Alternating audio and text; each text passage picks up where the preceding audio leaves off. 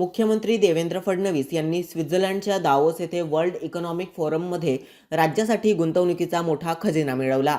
महाराष्ट्राला 1,00,000 कोटी डॉलर अर्थव्यवस्थेकडे नेण्याच्या दिशेने हे एक मोठे पाऊल मानले जात आहे।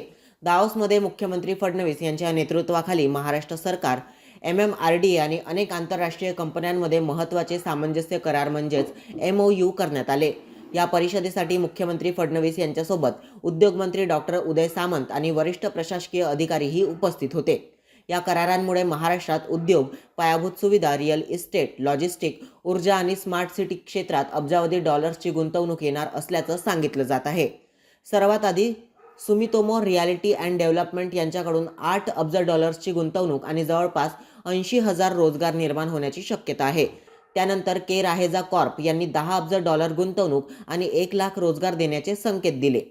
तर अल्टा कॅपिटल आणि पंचशील रिअल्टी यांच्याकडून तब्बल 25 अब्ज डॉलर गुंतवणूक आणि 2,50,000 रोजगार अपेक्षित आहेत। याशिवाय IISM ग्लोबल यांच्याकडून 8 अब्ज डॉलर गुंतवणूक आणि 80,000 रोजगार मिळण्याची शक्यता आहे। फक्त गुंतवणूकच नाही तर महाराष्ट्रासाठी काही मोठे धोरणात्मक आणि तांत्रिक भागीदारीचे करारही करण्यात आले।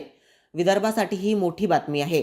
सुरजागड इस्पात लिमिटेड यांच्याकडून 20,000 कोटींची गुंतवणूक आणि 8,000 रोजगार निर्माण होणार आहेत।